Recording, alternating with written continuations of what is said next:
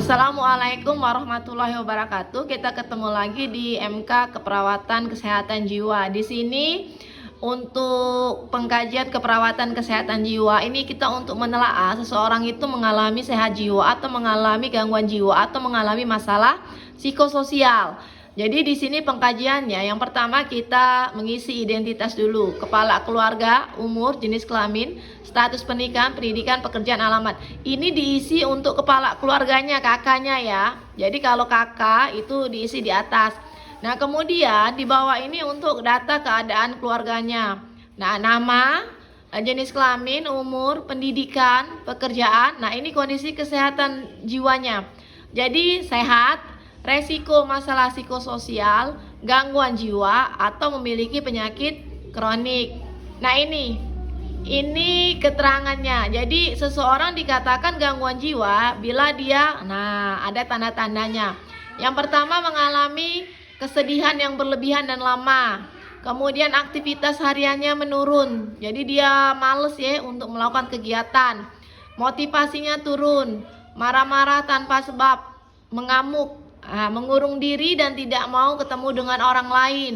Defisit perawatan diri, kemudian putus asa, dan yang paling penting yaitu adanya keinginan untuk mengalami bunuh diri. Nah ini untuk yang gangguan jiwanya. Kalau risiko masalah psikososialnya, bisa disebabkan karena kehilangan pekerjaan. Jadi dia malu ya. Jadi masalah psikososialnya. Kemudian kehilangan anggota keluarga yang amat dicintainya. Kehilangan harta benda atau kehilangan anggota tubuh misalnya karena tsunami atau kecelakaan. Itu timbul karena masalah psikososial. Nah, jika tidak ditemukan tanda-tanda di atas, baik gangguan jiwa maupun resiko masalah psikososial, maka orang tersebut dikatakan sehat secara jiwanya. Jadi sehat jiwa. Nah, jadi kalau untuk saat ini kalian bisa menilai kan diri kalian sudah sehat jiwanya atau mengalami gangguan jiwa atau risiko masalah psikososial. Nah, kita bisa menilai diri kita sendiri. Kalau item-item itu tidak didapatkan di diri kita, artinya kita sehat jiwa. Nah, kemudian ini penyakit kronik. Jadi penyakit itu ada dua, penyakit kronik dengan penyakit akut. Kalau penyakit akut itu dia diderita itu kurang dari 6 bulan. Kalau penyakit kronik itu lebih dari 6 bulan. Artinya sudah menahun, sudah lama diderita oleh orang tersebut. Contoh penyakit kronik yaitu TBC. Ya, orang yang TBC itu minum obat anti TBC itu 6 bulan ya. Kalau kurang dari 6 bulan dia putus obat, artinya regimen terapinya nggak efektif. Dia harus ngulang pengobatan dari awal. Kemudian hipertensi. Jadi kalau orang dengan hipertensi ini harus selalu minum obat anti hipertensi darah tinggi untuk mengontrol tekanan darah. Kalau orang tersebut tiba-tiba berhenti mengkonsumsi obat anti hipertensi, dia bisa menyebabkan rebound hipertensi. Jadi ketika darahnya dalam keadaan yang normal dia berhenti, itu akan ada peningkatan tekanan darah. Itulah orang-orang bisa meningkat tekanan darah menjadi stroke.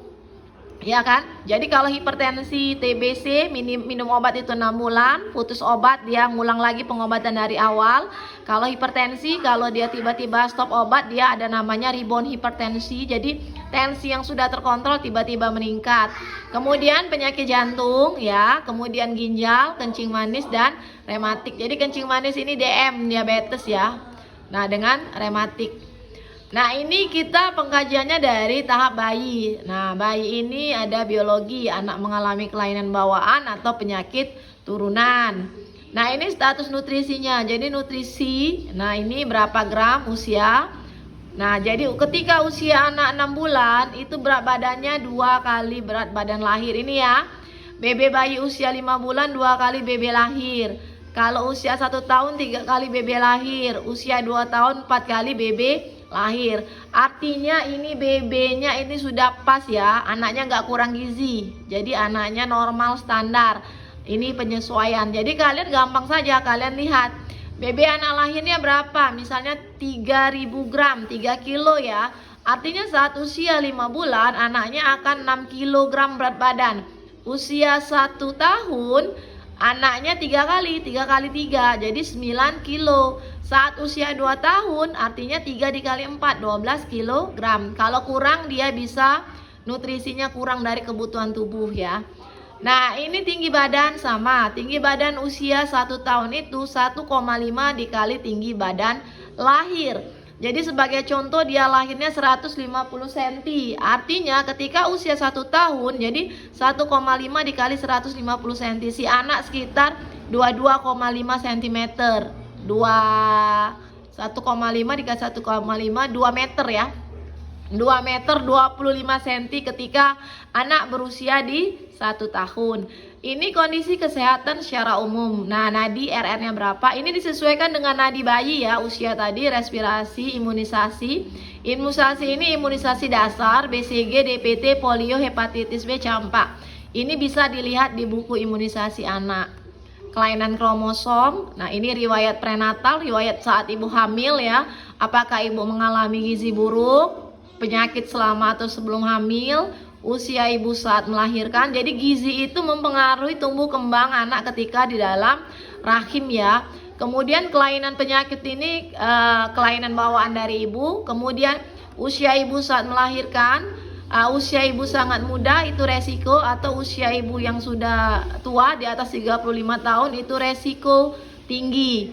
Kemudian apakah ibu-ibu mengalami kekurangan yodium saat hamil. Ini riwayat intranatal dan postnatal. Apakah bayi lahir spontan, mengalami trauma masalah saat persalinan, apakah bayi menerima ASI. Jadi ASI itu minimal usia 6 bulan. Nah, ini psikologis keterampilan verbalnya ya. Ini silakan dibaca. Ini moralnya menggunakan tangan kanan, jadi diajarin pakai tangan kanan. Kecenderungan anak ada yang pakai tangan kiri, tapi diajarin kepribadiannya, pengalaman masa lalunya ketika prenatal, intranatal, dan ketika infant tumbuh kembangnya. Ini konsep diri. Ini sumber copingnya. Sumber coping personal, sosial, material, dan positif. Ini yang kedua ini tadi bayi, ini toddler ketika anak-anak. Jadi imunisasi, riwayat sakit fisik atau cacat, trauma kepala, genetik, gangguan jiwa. Nah, ini tinggal dicontreng ya, mengenal toddler. Toddler ini usia anak-anak, kalau bayi ya. Ini usia prasekolah. Ini prasekolah, imunisasi, psikologi, sosial budaya. Jadi kalau prasekolah dia sudah bisa untuk berinteraksi ya. Ini usia sekolah. Ini hampir sama ya, cuman dia ditambahkan saja psikologisnya sesuai dengan tahapan tumbuh kembang. Ini remaja, ya hampir sama juga, sesuai dengan tahapan tumbuh kembang. Ini dewasa muda. Nih. Nah, untuk pembagian usianya silakan dibuka nih, sama ya, ini remaja, dewasa, tengah, dan akhir. Jadi faktor predisposisi ini adalah faktor yang melatar belakangi. Nanti ada faktor presipitasi. Faktor presipitasi itu faktor yang pencetus ya. Ini silakan dibaca, tinggal dicontreng. Ini lansia. Nih, ya kan? Jadi seluruh tahapan tumbuh kembang itu akan dinilai kesehatan jiwanya ya. Tuh, tapi hampir sama sih semuanya. Nah, bagaimana kita menentukan seseorang itu usia bayi, toddler, preschool, sekolah, dewasa awal, dewasa menengah, atau lansia, itu bagaimana? Ini sesuai dengan pembagian dari WHO. Silakan dicari referensinya di googling ya. Itu pembagian usia-usianya. Oke, ini yang untuk pengkajian keperawatan kesehatan jiwa psikososial untuk melihat seseorang ini jiwanya sehat atau tidak. Kalau sehat artinya sehat, kalau dia mengalami gangguan jiwa atau mengalami masalah psikososial artinya kita bawa ke pelayanan kesehatan yang lebih lanjut. Oke, cukup untuk pengkajian keperawatan kesehatan jiwa sosial. Kita ketemu lagi nanti di materi yang berikutnya. Demikian yang dapat Ibu sampaikan, kurang dan lebih mohon maaf. Wabillahi taufiq wal hidayah. Wassalamualaikum warahmatullahi wabarakatuh.